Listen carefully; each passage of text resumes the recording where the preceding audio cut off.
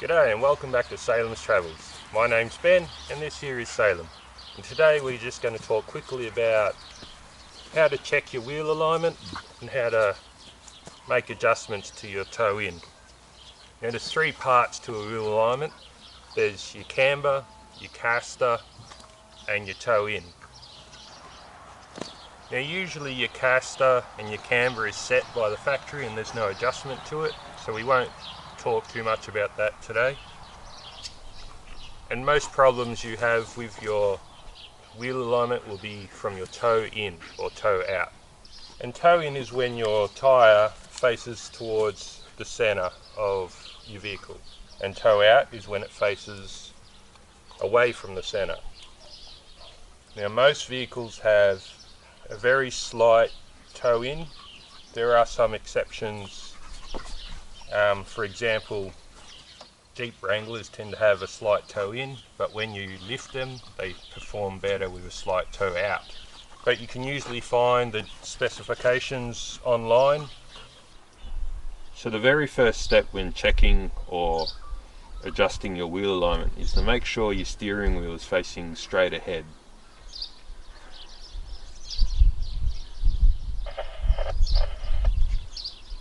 Now every car will have a little bit of play from left to right, but as long as the amount of play is even to each side, then you can be pretty sure that you've got the steering wheel pretty centered.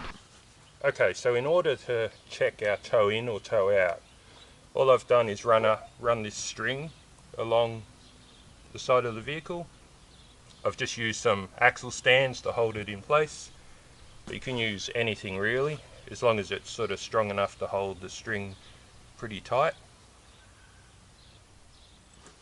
And all you need to do is measure from the string to the center of the wheel,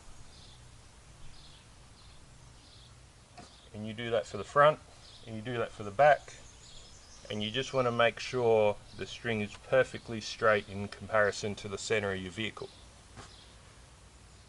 Now, most people would think that just means that the measurement at the front and the back has to be the same, but that's not quite how it works. I would say every vehicle in the world has a different width of the front axle versus the back axle. And you can look this up by looking for the wheel track dimension. So for the Ford Explorer, the wheel track for the front is 1547 and the rear is 1554. So that's a difference of 7 millimeters. So there's a 7 millimeter difference from front to back, with the front being slightly narrower.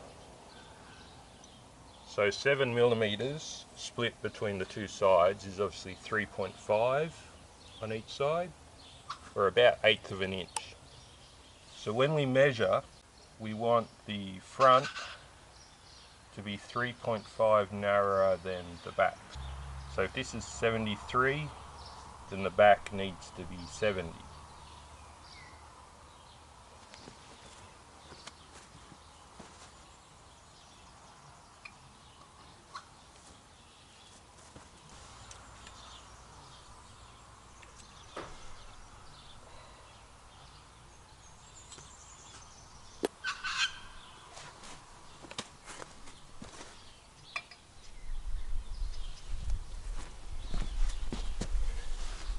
And you just got to keep adjusting your string until you get exactly the right measurements. You have to be very accurate with this, because a toe in, toe out, the difference between it being right and wrong is only a couple of mil, where a 1/16 of an inch can make all the difference. Once you've got your string set right, I usually just measure from each side of the rim. So here we've got, call that 69.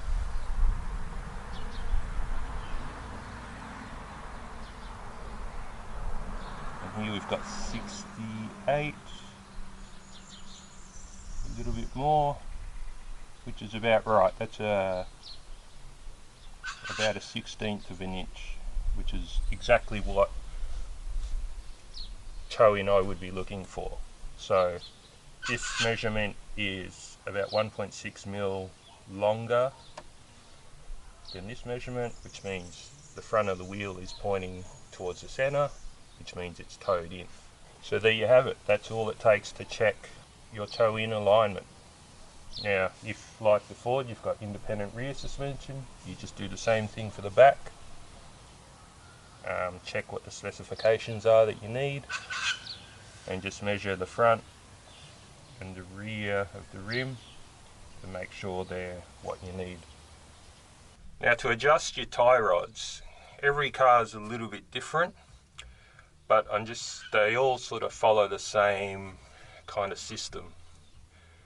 Now, this is the rear of the Ford Explorer, and this is your tie rod, which controls your toe in or your toe out. Now, usually there's an inner and an outer, and obviously your outer's towards the outside of the vehicle and the inner's towards the inside of the vehicle. Now, to adjust them, you'll have a threaded section, and you'll have a lock nut, and you just undo the lock nut. Now, you might not be able to see on this one, but this part of the tie rod has flat areas so that you can get a wrench or a shifter onto it, and that's how you adjust this tie rod. You just back off the lock nut and just turn this part of it to either make this bar shorter or longer, depending on whether you want your toe to come in or out. Now, other tie rods will have the flattened section for the wrench on the actual the rod, and that's the bit that you turn. So either way, if you're doing a vehicle you're not sure of, just look for the flat sections where it's designed to take a wrench. Now, when you do adjust the tie rod, it's a good idea to jack the vehicle up so that the tire's off the ground. Otherwise, it'll put a lot of extra stress on the adjustment, but also if the tire's grabbing to the ground, it won't move freely and you won't get a good adjustment. So usually I just stick the jack under the control arm or under the axle and raise the vehicle up just enough that the wheel's free to move, because all adjustments to suspension and steering should be made with the weight of the vehicle on the wheel assembly. Well, as always, if you found this video helpful, then please help us out by giving us a like, and if you want to see more from Salem's Travels, then hit that subscribe button. Hooroo!